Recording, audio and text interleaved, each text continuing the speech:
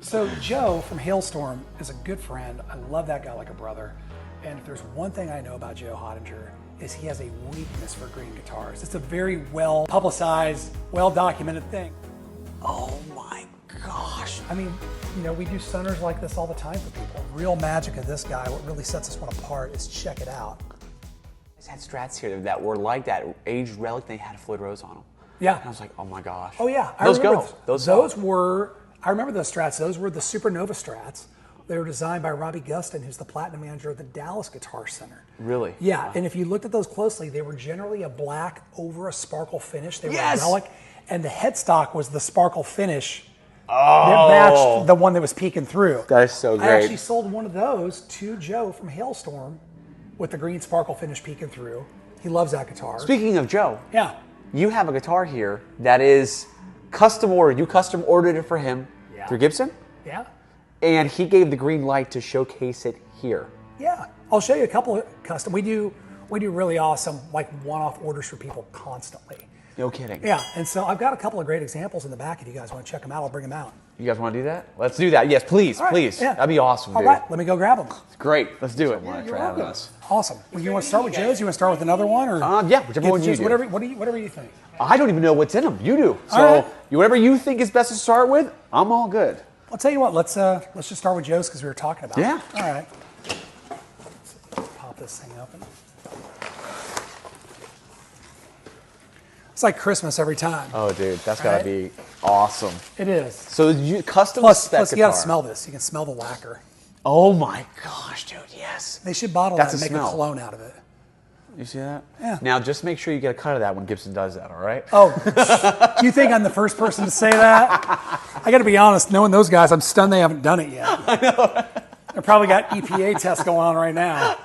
Right? That is a good smell. Absolutely. So anyway, so this guitar, I do a lot of made-to-measures, just one-off guitars. It's one of my favorite things to do. I love helping people like create things that they, you know, like they had an idea and then we bring it to life and just the look on their face when they get Yes. it. And a lot of those folks wind up getting more and more and more just because they're like, oh, you mean I can do something? Like I can have a Les Paul like nobody else has, or I can have a 335 and, you know, a color that nobody's ever seen. Right. You know, just kind of, you know, they can dream up their own thing and just really come up with something cool and unique. And the possibilities are pretty endless. I do it with Gibson, I do it with Fender, I do it with Sir, I do it with Tom Anderson.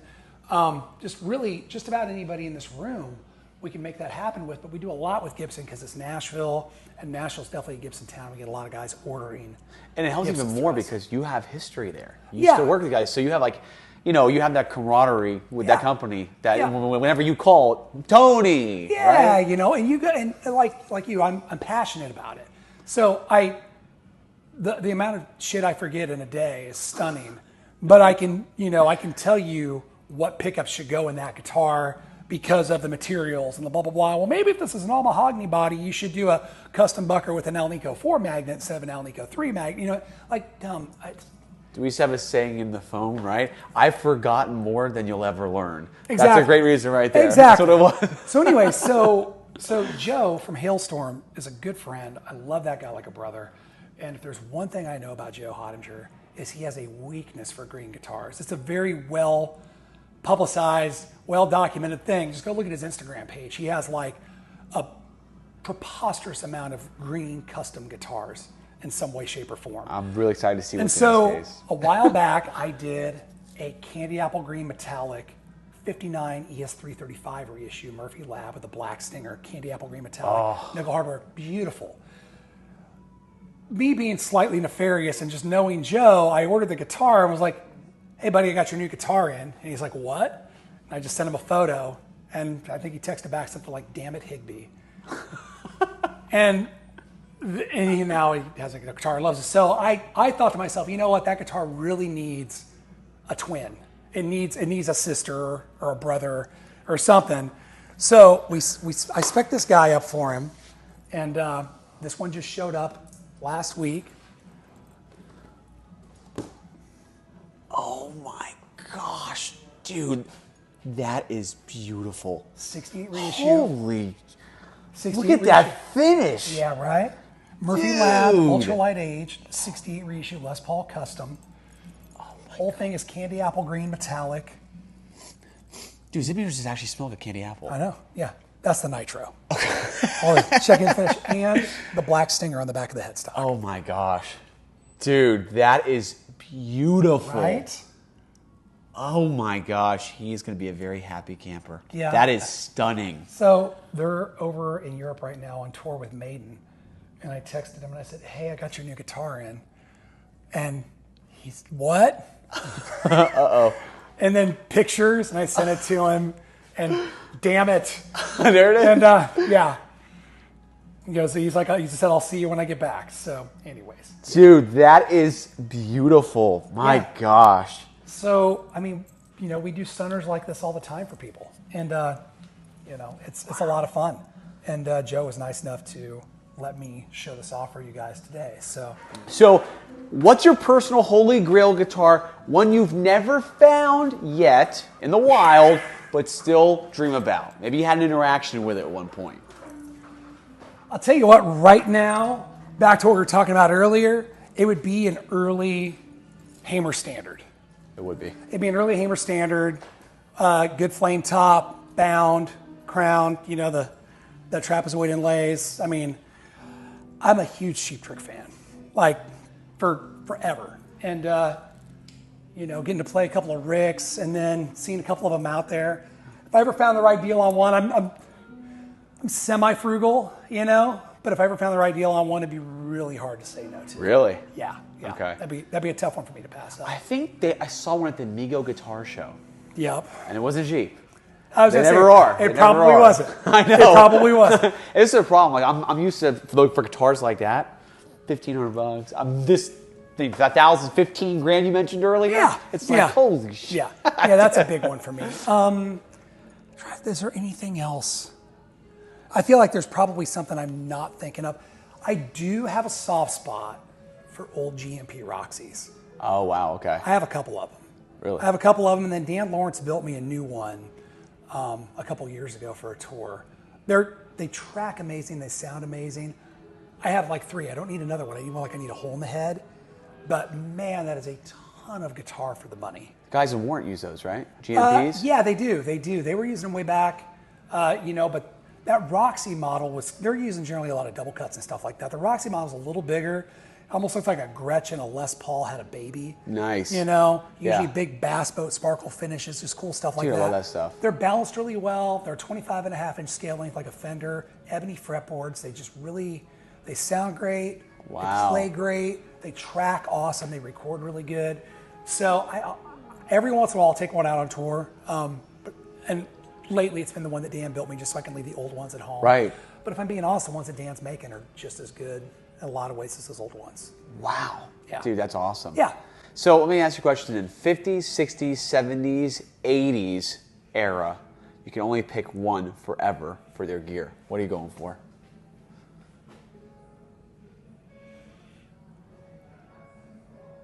Probably 60s. 60s. 60s.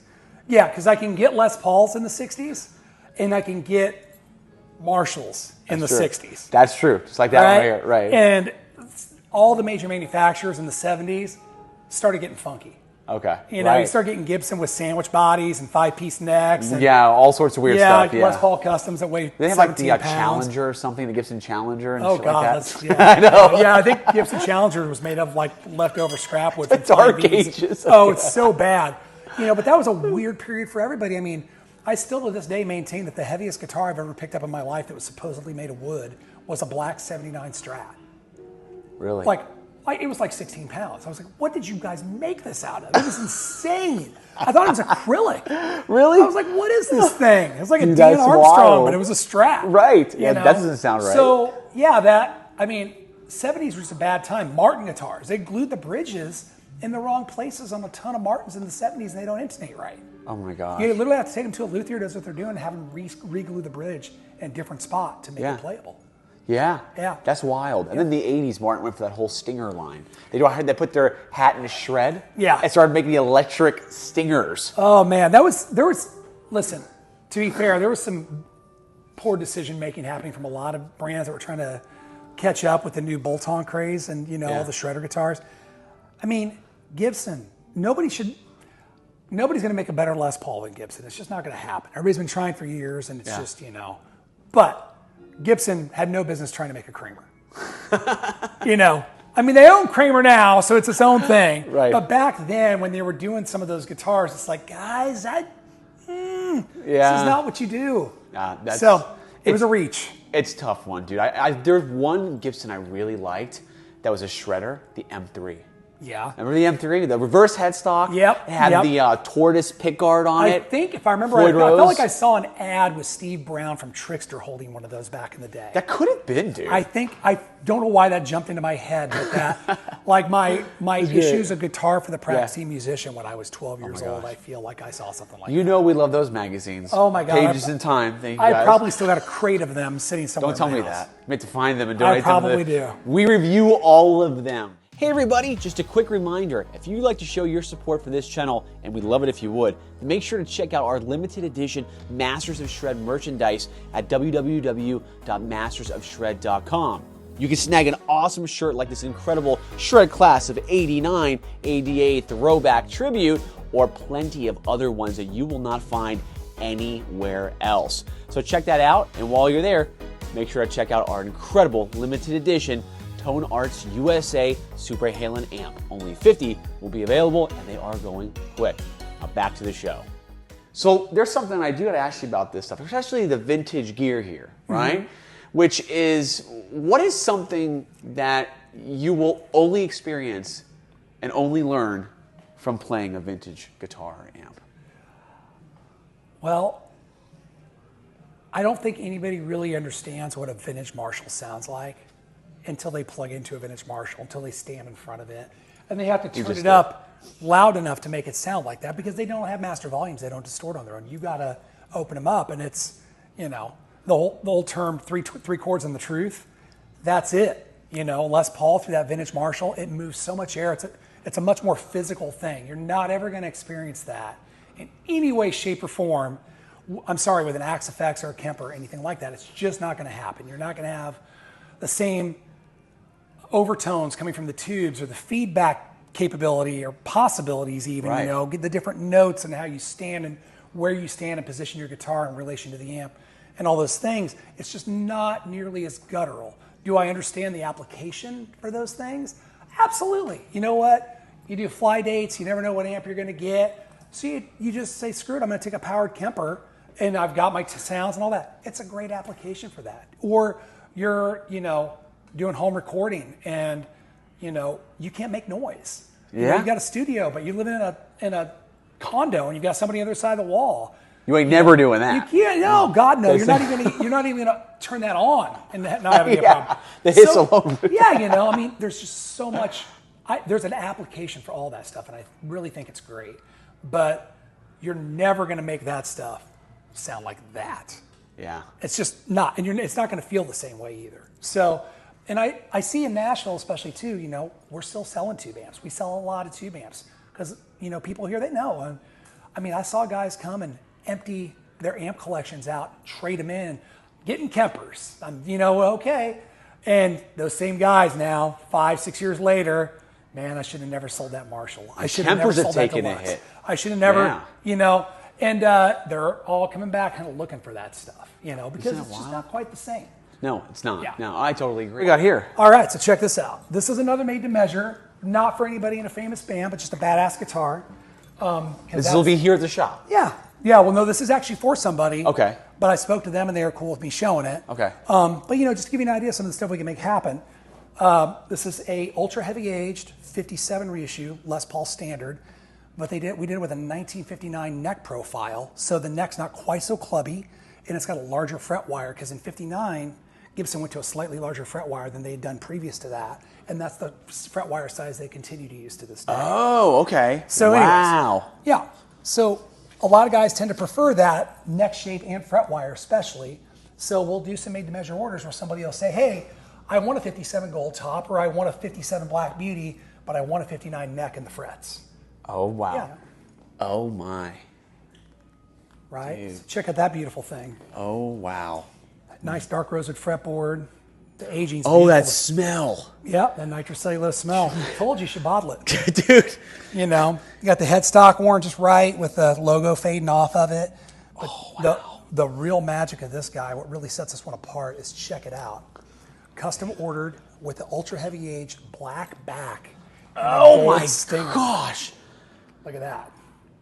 Dude, that is something else, bro. Right? That is something else. How gorgeous is that thing? Oh, look at that thing, man. Oh my gosh. Dude, this was custom made for a customer. Yeah. That is beautiful. Ordered it up, had it in a few months, got him exactly what he wanted. 59 neck profile. So how many months would you say estimate does it take to get something like this? You know, it's funny. Maybe 2 years ago when you called and tried to do any kind of thing with Gibson, you were looking at anywhere from 12 to 16 months. Now they really seem to have a handle on it, and they're generally quoting me somewhere in the neighborhood of 5 to 8 months, depending on what you order. But every once in a while I get surprised and I get something lightning fast. I expected this guitar to take every bit of 8 months. It showed up in 2.5. Are you serious? No idea why. When they paged me a couple days ago in the warehouse and said, hey, are you waiting on a guitar for so-and-so? I said, yeah, why? They're like, well, it's here. I'm like, there's no way it's here. And then they started reading me the part number on the box, and I didn't believe it. I had to walk back and look, and sure enough, there it was. I had a few of those lately with them where they quoted me 5, 6, 7, 8 months, and it just sneaks through in 2 to 3. Now this smells totally different than that one, than the green one. Yeah. So I think that does smell like green candy apple. This does not. This is much more stronger. Yeah. This is incredible, and this is spoken for. But Yes. wow, Yes. that's amazing, dude. But what I'm getting at is if you want anything like this from Gibson or Fender or Sir or Tom Anderson or Paul Reed Smith or any of these great brands, it's something that we can absolutely do here. Dude, that is so cool. Yeah. Well, I gotta tell you, I can't thank you enough for letting us in here, the Platinum Room at Nashville's premier Guitar Center, folks. We've been talking about this, man, for now months since we've been talking with Patrick, who's been really giving us a great scope of everything here. Great dude.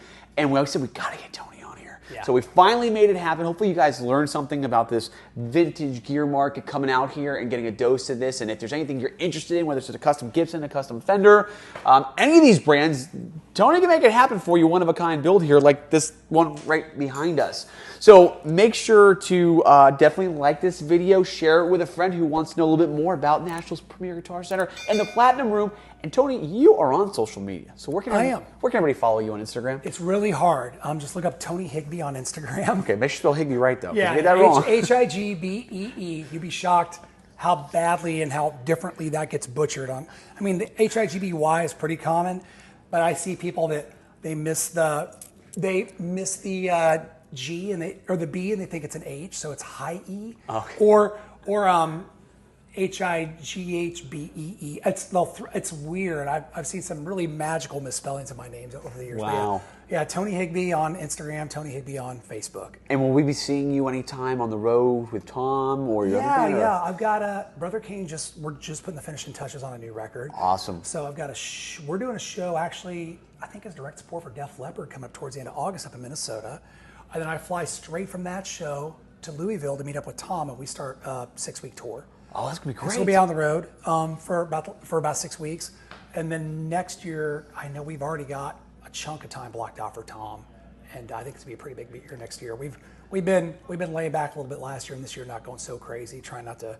It's being smart, trying not to, run over markets too much, and We'll have to get you guys on an episode of Pages in Time. Hey? Because I think Tom was on a 1988 cover of Guitar for the Practicing Musician, if I'm right on that. And you think you own it? I think we should go over it. I think I should be the guy. We can review this magazine, and we both all sit down, and we'll go through the pages. All right. I think that would be killer. We might be able to make that happen. In time. But for now, guys, hope you guys enjoyed this video. We're going to start panning on some of all these guitars in here and show you what they got as of right now. Now, when this goes up, it could be a couple days out. Some of this stuff may not be here anymore, but you see anything you like, reach out regardless.